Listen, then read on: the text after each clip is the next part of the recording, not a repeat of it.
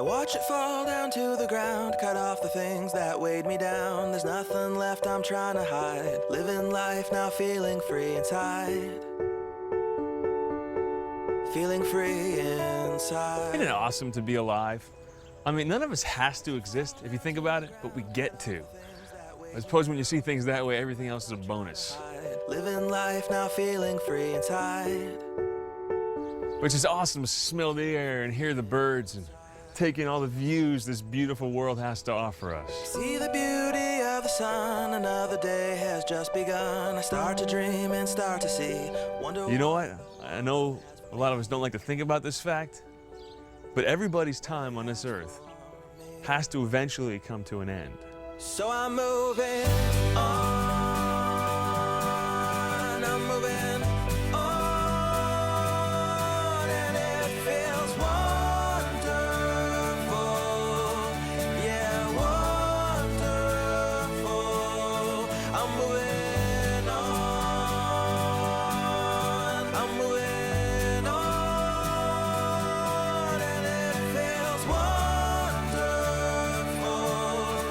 yeah, wonderful to me. Break the chains and break the You know, I wonder how many of these people kind of felt like they lived forever. Or like the famous people of their day were the biggest deals in history, or like the issues of their day were the only thing that really mattered. But you know what? They've all passed on from this world. You know, there's about 7 billion people on Earth today, and within 100 years, pretty much every single one of us will have passed on too. Kind of puts life in perspective a little, doesn't it? pass you by. So I'm moving on. You know what else puts life in perspective? When you think about the fact that everybody buried is still very much alive, either as an eternal glory or an eternal tragedy. I'm moving on. And we'll still be around long after oceans dry up, mountains erode, long after the sun fades out. Feels wonderful. You know, when you look at life like that, it kind of puts it in perspective, doesn't it? Today, we're going to look at life in light of eternity.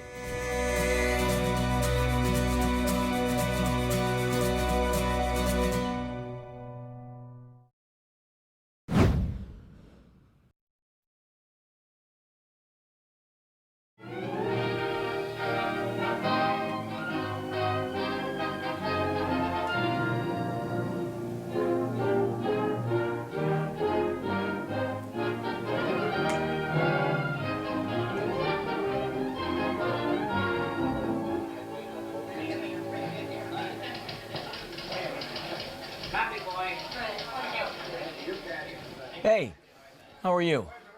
My name's Chris Paget. Welcome to my world.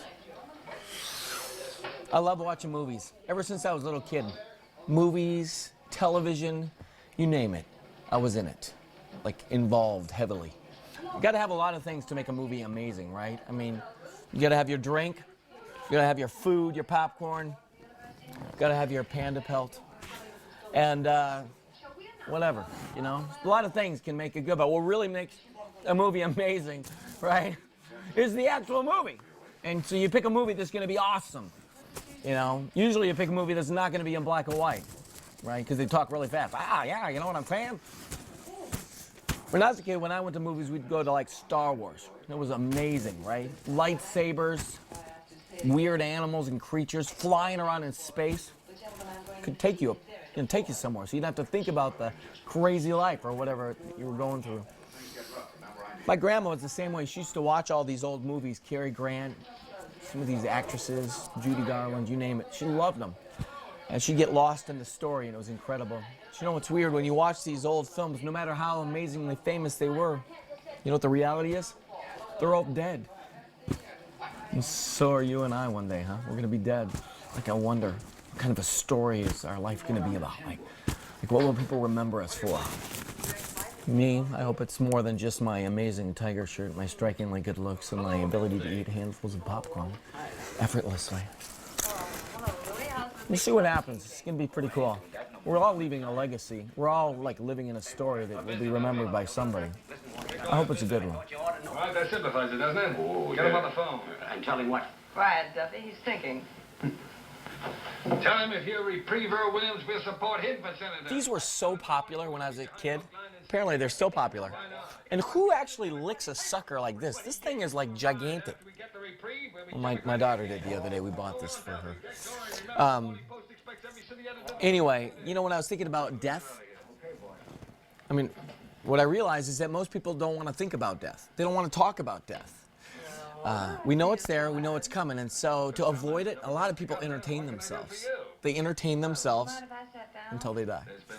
Then they don't have to think about it. They don't have to think about their mortality. Some people, they'll try all sorts of different things, entertain themselves 1,000 different ways so that they just don't have to think about that one haunting question, like what happens when I die? And, you know, entertainment is fun. We do it because it's enjoyable. It feels good. It's instant gratification. We don't have to wait for any type of big answer. We can just experience this moment. It feels good. But we live that way our whole life. We're going to miss out on what it means to really live. And anyway, you know, this is going to give you cavities anyways. So. About 4 months, I guess. Seems like yesterday to me. Maybe it was yesterday, Hildy. So while a lot of people entertain themselves to death, there's a whole other group of people that are going to look death right in the eye and they're going to defy it. They're going to just say, you know what, I don't care if you're there. I'm going to live life to the full. I mean, look at me now. I'm defying death. I'm eating a wad of fiberglass, little insulation. Take that. Yeah. Also, right now, I'm defying fashion. My full shirt is actually acting like a half shirt. That's how I roll. A lot of people do that with death, actually. They just stare it in the eye and they don't even care. They're like willing to do whatever it takes to show death that they're not afraid. They'll parachute out of buildings. They'll jump out of planes and float to the ground, which is also called parachuting. They'll go into cannons and have themselves shot out of it. I mean, I don't really think people actually do that. I saw it in a circus, I think, or on television. I believe everything I see on television, which is why you should believe me now. The point is that death, it's coming. And a lot of people, even though they want to say, I don't even care about you, death, I'll do anything, extreme sports, I'm not afraid. Guess what happens? They're all going to die. You and I are going to die one day. And you can defy it all you want, but it's still coming for us. And in the end, it's kind of this big question, should I live differently because death is coming? You know, what happens when I do die? And tomorrow morning, Earl Williams dies, makes a sucker out of us. Mm-hmm. Well, what are you going to do? Get the governor on the phone. I can't. Why not?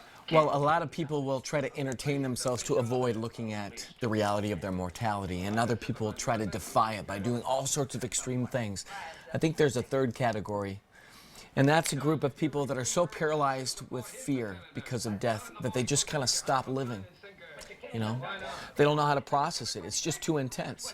Some people become recluse, shut-ins, extreme phobias and neurotic tendencies. They just don't know how to cope with the reality of death. They're afraid of the smallest germs, the possibility of any type of colds. And so they do everything they can to protect themselves from their mortality. They're so safe. They're so afraid. They don't even know how to live. And I think we have to almost kind of take that head on. And we gotta be strong almost. And how do we counter that kind of fear? It's got to be love. Like that's the kind of thing that we're looking for, something that's that radical. This was an animal. It was alive, and it was coming after me, and I destroyed it, made it into a pelt. And I think that's what we have to do when it comes to fear. Destroy it and make it into a pelt and put it on our lap, which is kind of weird. Why not? Because we've been a Democratic paper for over 20 years. All right, after we get the reprieve, we'll be Democratic again. Oh, go on, Duffy. Get Yes, going. death is coming, but we don't have to be paralyzed with fear anymore because we have hope. Hope in Jesus Christ. While it's true, through one man's sin, death enters the world. But through one man's complete gift of self, back to the Father and the love of the Holy Spirit, we are born again. Well, would you mind if I sat down? There's been a lamp burning in the window for you, honey. Here. Oh, I jumped out that window a long time ago, Albert. Oh, may I have one of those? Sure.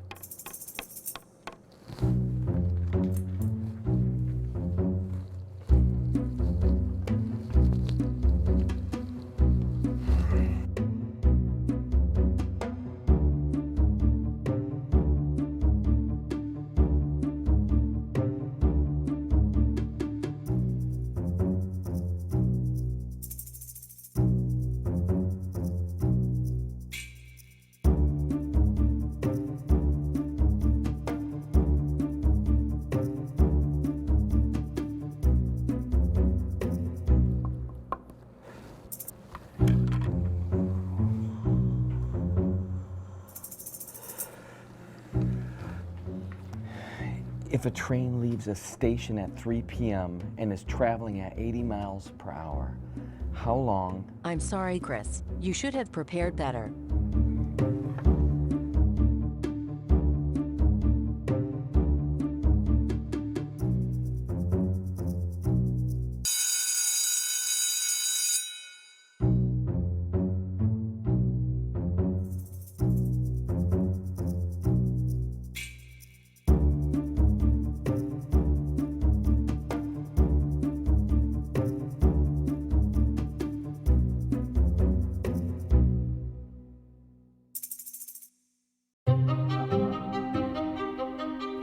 The choices that I make today are going to affect and impact my tomorrow. I mean, if I don't study for my exam, it's very realistic that I'm going to fail it. But not only do the choices that I make individually affect me individually, they impact other people collectively. And if I have a family member that's struggling or is being very selfish, it can impact the whole entire family for the negative. Really, love allows for the freedom of choices. We have the chance every day to be selfish or selfless. And real love allows for us to fall into the hands of God, and truly, justice necessitates judgment. This is a hard concept for us to understand, but think for a second back to that exam. I couldn't just be given an A if I didn't do A work. And the reality is that you and I are going to have to give an account for the things that we have done and have not done. That's called particular judgment. And the Catholic Church invites us to think about this on a regular basis. Even a Mass will say, you know, I have sinned. I mean, I confess that I've sinned. Almighty God and my brothers and sisters, things I've done, things I've not done. I mean, we know that. I think it's deep inside of us that there's a way that we ought to live, and we will be judged accordingly. And God gives us all the benefit in the world, all the opportunities, all the graces that we need to be saints, but often we choose to do otherwise. We will be held to account for that. And that leads us ultimately to the last judgment. I mean, how I live my life in time right now will impact my eternal destination. And while some people might say, well, no big deal, I'll do what I want, I'll just live, you know, some time in purgatory. But nobody goes to purgatory who's not already going to heaven. And my friends, none of us are going to accidentally wake up in heaven one day, and none of us are going to accidentally wake up in hell one day. Ask yourself, where am I heading with the choices that I'm making right now? And know that God's love will necessitate this judgment. I pray you and I make the right choice.